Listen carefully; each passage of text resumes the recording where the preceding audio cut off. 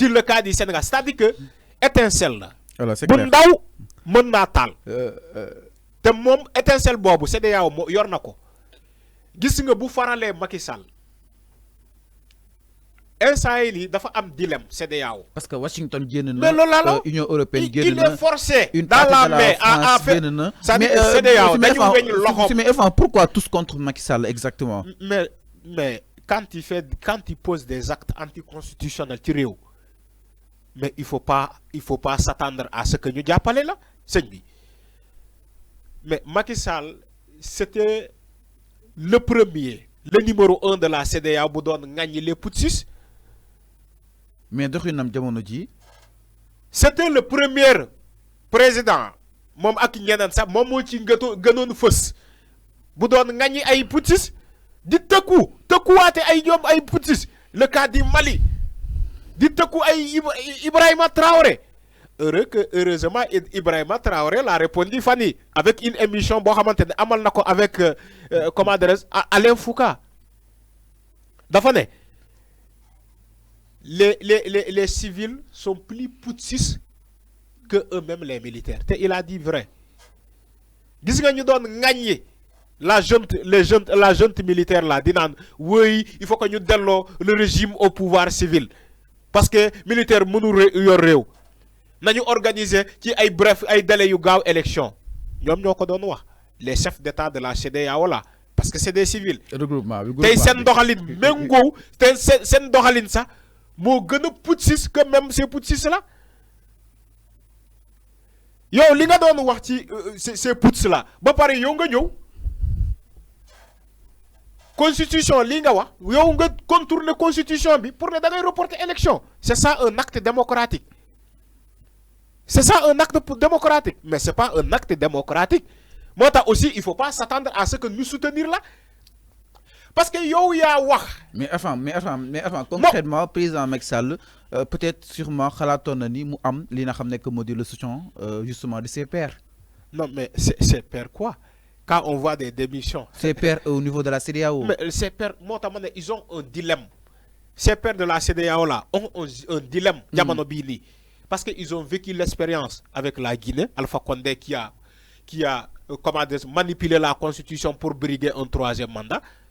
lu mu am comme payor moom gis na ko Alpha Condé il a été dessus ñu gis au Mali seen collègue Ibrahim Boubacar Keïta qu'est-ce qu'il a fait au Mali voilà un acte anticonstitutionnel ñu dem au Burkina c'est la même chose ñu dem au Niger c'est la même chose mais comment tu veux aussi ba léegi ces pairs de la CEDEAO continuent di galvaniser des actes anticonstitutionnels même si bu fekkee seen collègue moo ko def est-ce que jamono bii nii toll nañ ci jamono boo xamante ne war nañu ko protéger moom jàppale ko mais non parce que ils ont vécu l'expérience du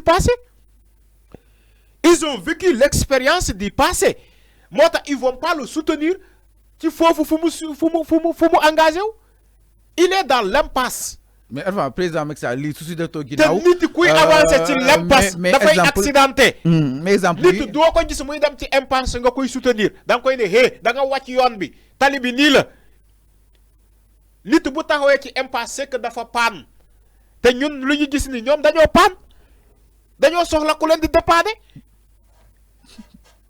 le régime là est en panne dafa paan parce que ci impasse la ñu nekk constitution lii la wax. yow nga ne da ngay reporter élection à 10 mois de la fin du mandat présidentiel te benn constitution waxu ko c'est que da nga paat.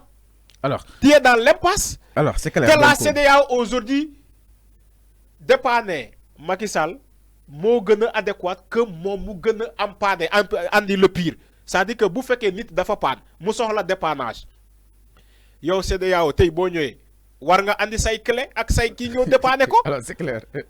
man dama jàpp ni. jàpp nga ni CEDEAO mi ngi nekk dans une logique. peut-être mais dans une logique lañ nekk parce que ils sont dans une logique. la logique voudrait que eux ils soutiennent le peuple sénégalais. mais enfin président naa ko sa parole instant bi li su jógee. dama ne. dina ko xaw a déshonorer maanaam su saxee deltu ginnaaw dina ko xaw a. peut-être suñu image ñaaw na. le pays est en miniature de ñu ko jiite. alors avant ñëw si poste ils sont à l'image le pays là est à l'image de ses dirigeants. suñu image tàkk na ci ba pare. alors ñu ñëw si Ngouda Mboup vite fait Ngouda Mboup mu daal di nekk un constitutionnaliste professeur fa nga xam ni itam mooy daanaka université Cheikh Anta Diop bu Dakar Ngouda Mboup mu daal di jàpp ni la continuité du processus électoral notamment la campagne électorale est hors de portée de l'intervention des deux pouvoirs constitués qui sont Assemblée nationale et le président de la République. Cette loi votée par l'Assemblée nationale étant rangée dans la catégorie des actes inexistants. Le processus électoral et le calendrier républicain appartiennent au peuple souverain. Merci de battre campagne électorale citoyen. Merci de battre campagne électorale patriote. Vive le Sénégal, vive le peuple. Exactement mu nekk message bi nga xam ni itam Ngouda Mboup moo ko daal di yékki alors avant sànq mu daal di ñëw conforter la li nga wax que ni ak quelle que soit la décision moo ni daal di sóor li nga xam nekk moo di askan wi ma xam askan wi bëgg nañ ko waaw wala déet mais en ce qui concerne la poursuite des campagnes électorales jamono ji donc mi ngi wëy ba tey alors Arfan est-ce que réew mi nekkuñu si benn confuse parce que démb dégg naa Mamadou Aliou Dia mu ne président de la République nekkatul président de la République mais président nekkatul waxatul constitution mais confusion lay wax c'est le président de la confusion exactement alors Ngouda Mboup tey mu ne la continuité du processus électoral, notamment la campagne électorale, est hors de portée de l'intervention des deux pouvoirs constitués qui sont Assemblée nationale et le président de la République. Amuñ ci dara loo xam ne dañ koy daal di intervenir te itam mën neen bàyyi ces candidats ñu daal di wéyal seen campagne électorale parce que tey jii ils sont impuissants face ñu daal di jël quoi que ce soit par rapport ak li nga xam ne que moo di justement cette poursuite bu seen campagne électorale la. ñooñu droit la ñuy wax ak constitution la ñu wax boo tax ñu ne le processus de la campagne doit continuer. Parce que ñoom dañu jàpp ni ba tey constitution moo ñu féetoo kaw moom moo primé surtout kenn amul te constitution moo ne on ne peut pas joncter le mandat du président de la République kenn mënu ci tarafatal ay ni yokk benn ne serait-ce que benn fan. amul droit.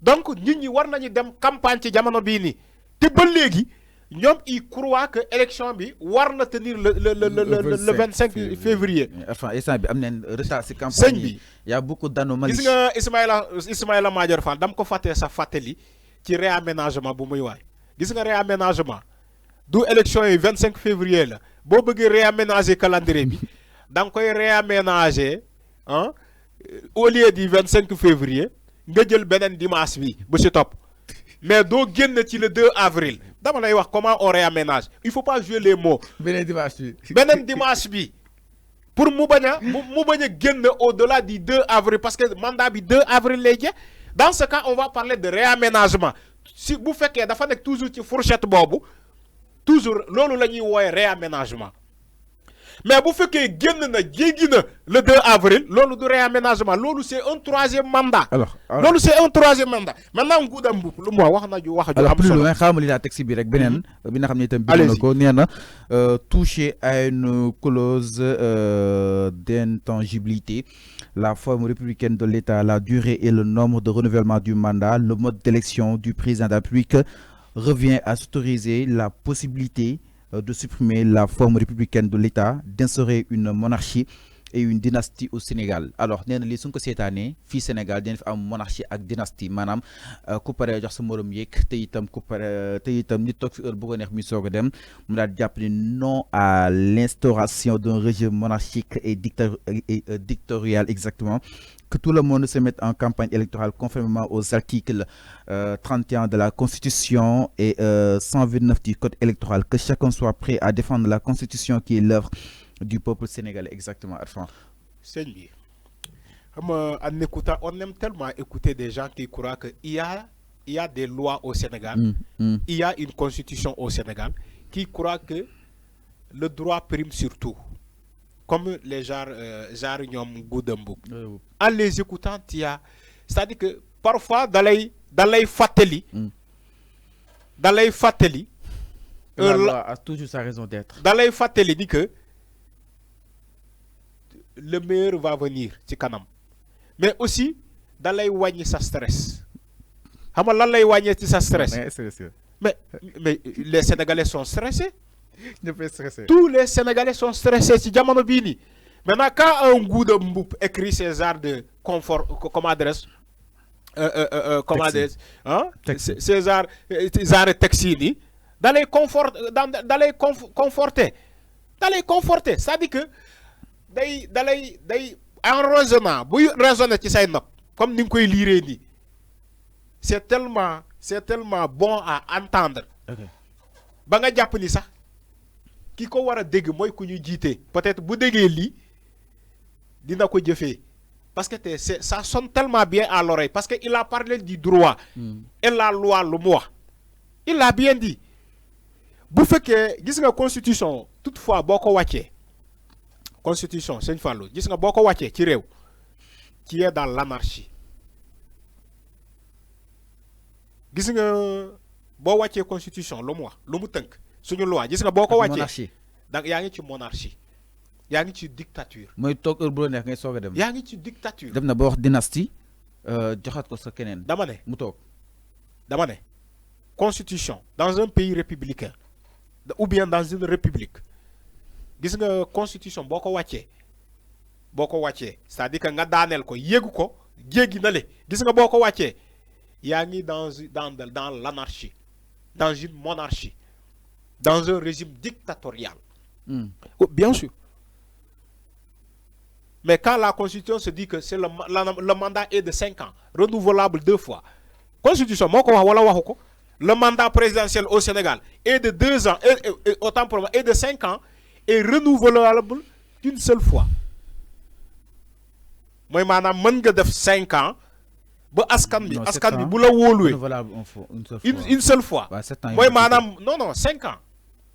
Mais ça, 7 ans, l'ancienne constitution. Voilà, mon mot de référendum. Les constitutions baissent 5 ans là. Voilà. 10 ans. Moi, je vais lire. Damane, constitution, le mandat présidentiel au Sénégal est de 5 ans, renouvelable qu'une seule fois. Moi, madame, bon, de fait 5 ans. Ba sa mandat jee askan bi wóoluwaat la falaat la nga am droit def benen 5 ans bu boobaa yow pare nga. bu boobaa bu yow pare nga je crois que Macky Sall wax na ko fi waxaat fi ci ay vidéo yoo xamante ne sax mën nañ ko andiwaat ci internet bi bu boobaa moom pare na. wax na ko en 2019 ci campagne am boobu balaa campagne bi constitution moo ko wax. te constitution boobu moo ñëwaat ne la yokkaat la ci pour mu verrouiller mandat bi dafa yokkaat te Macky Sall moo ko verrouiller te moom loolu la wax loolu lay bakku boo gisee mu def loolu pour verrouiller constitution bi moom loolu lay bakku mu andi l'article 103 de la Constitution qui te dit que personne n'a le droit de joncter le mandat du président. C'est-à-dire que yoko mandat bi comme ni nga amul droit wàññi ko amoo droit yokk ko. le mandat présidentiel kenn du ko yokk mais it kenn du ko wàññi constitution moo ko wax. ok moo tax loolu yëpp man gisuma tey. Président Macky Sall nañu moom day yokk ba 10 mois. ba décembre le 15 décembre pour organiser élection te yow ñu ne la sa mandat le 2 avril lay jeex nga ne yow da ngay organiser élection le 15 décembre loolu dafa mën a nekk loolu 3e mandat la loolu 3e mandat la.